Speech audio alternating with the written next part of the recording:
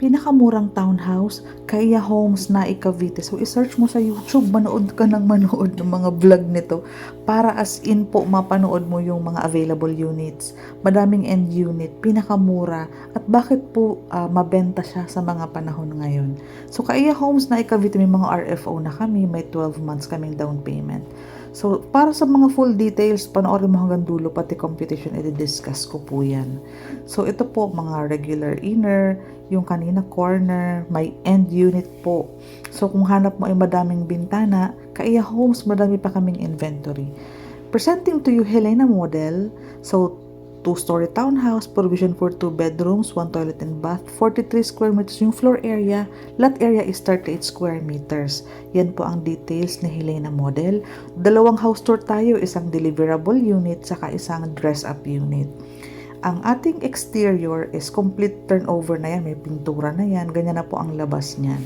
Ito ang ating actual unit.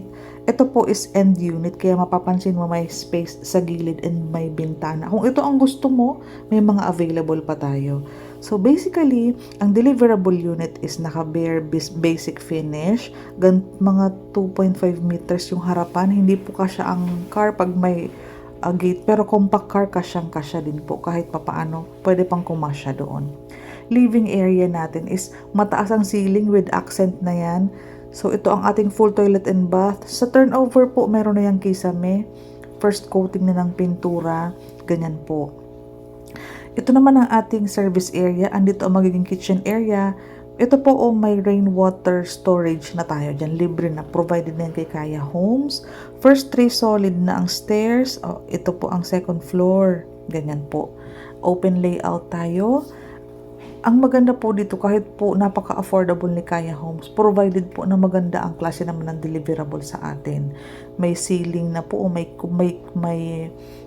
kisame na tayo. Ganyan po. Ang GoPro nilalagay ko sa kanto para makita mo kung gaano siya kalawak kahit sa vlog muna. Okay po. Ito po na pinapakita ko, yan po ang pinaka-location ng ating community. May mga RFO na po kami, may mga ongoing construction. So, kung option mong makalipat agad, may mga RFO na kami. Ayan po. So, ayan po ang kabuuan ng ating second floor, living area. Ito ang deliverable. And po, madami kaming end unit. Maganda ang end unit kasi pwede kang mag-garden sa gilid ng bahay. Plus, may bintana po. So, dito naman po tayo sa, ito po yung dress-up model natin. Ito po ang itsura sa harapan.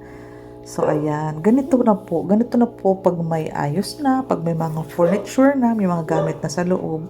Pwede mo maging inspiration ito kung paano mo papagandahin ang Kaya Homes model mo, yung bahay mo mismo. Ito ang ating dining area, living area. Itong side na to, ganyan po. Nilalagay ko po yan sa pinakataas para makita nyo ang itsura ng ating foil toilet and bath. Ito yung service area, kitchen area. Papasarado na lang po ito. Yan, ganyan po siya. Ngayon po, check natin yung second floor. Malawak din po siya. Typical townhouse. Malaki din po. Malawak din po siya.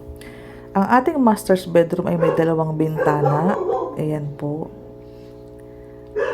Medyo mabagal ang aking pag-vlog para maipakita ko sa inyo yung pinaka-itsura ng ating master's bedroom. Ganyan.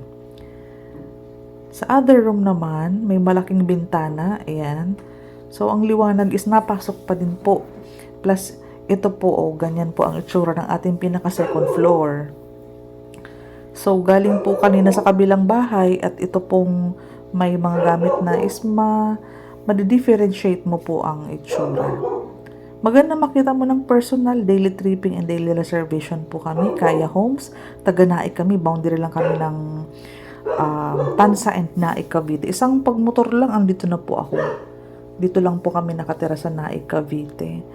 So kung may kamag-anak ka, anak mo na gusto na magkaroon ng sariling bahay, pwede nyo pong i-visit kami dito. Mag-chat lang po ng schedule for tripping kasi daily naman kami available. Naku, full-time ahente po kami mag-asawa. So, ito po, Kaya Homes. Isa sa pinaka-affordable na under Pag-ibig po. Ito po para sa ating computation. So, ang Pag-ibig financing natin, ayan. So, 9% ang required DP, so 120. Less mo ng reservation, so 110. Yung 110 naman, i-divide mo siya ng 12 months, so may 9,1 ka monthly. Kung 15 months naman, may 7,3. Pero kung gusto mo ng stretch ng 18 months, at least ang down payment mo around 6,1 lang. Okay po. Yung loanable natin ng mga around 1.2, kung 30 years na bata ka pa naman, 23-24 ang salary, ang magiging monthly sa Pag-ibig, 7,761. Pinakamurang townhouse yan na available kasi 'di ba karamihan ng mga ino-offer ko sa vlog, around 10,000 na ang magiging monthly. Yan ang kagandahan, i-appreciate po natin na meron pong binibigay na equity or down payment. Kasi dahil po dito sa binabayaran nating advance equity, yan po ang nagpapababa. Bakit po? Nasa 7,000. So, maginhawa po yan for 30 years. Saka, ang kagandahan dyan, madaming pamilyang Pilipino na ang salary ay nagbabracket ng 23,000. Pwedeng combined ang mag-asawa. Ayun po, ito na po ang chance ninyo magkabahay dahil attainable. Mabilis lang pong ma-combine ang 23,000 na salary ng mag-asawa, couple, magkapatid. So, ayan po 7,700, maginhawa lang po ito sa ganong klaseng bahay na napanood mo kanina. Okay po. For bank financing naman, iba ang computation natin. So, bali, ang magiging down payment natin sa 18 months, 7,000. Okay po. Pwede mong piliin ng 8,000, pwede mong piliin ng 10,000. Yan po yung 12, saka 15, saka 18. Okay po. Pag loanable, pag bangko na locally employed, hanggang 20 years ka lang. So, 9,892. Pag OFW ka hanggang 15 years, di may 11,000 ka monthly sa Pag-ibig. Ganyan po siya ang pag-compute kapag Pag-ibig. Ay kapag banking. Kapag Pag-ibig, medyo mababa ang salary required. Dito po, medyo taasan mo ng kaunti hanggang 30,000. Pwede dito. Okay po. So, pag yung end unit naman natin, medyo magalaw ang aking cellphone, sorry. Ang ating regular end unit natin is, ang lot area is 57. Okay po.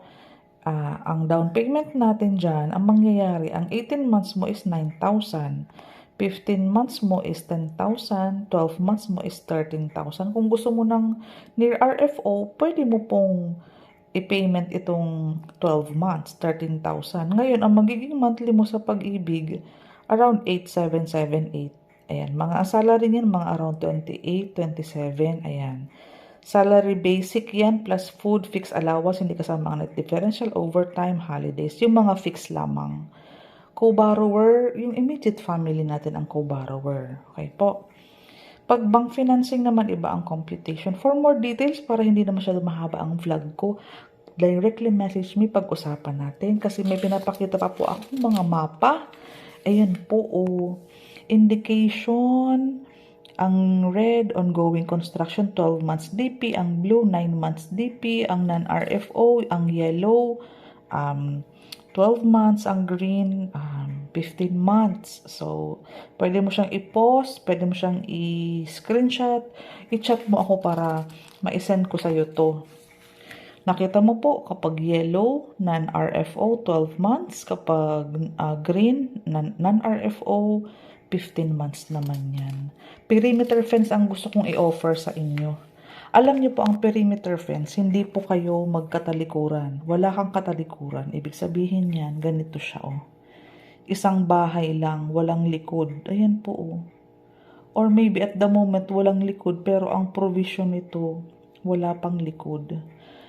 Anyways, magpapatulong tayo sa ating coordinator na mahanapan ka ng walang katalikuran, sunrise, near highway, near gate pala.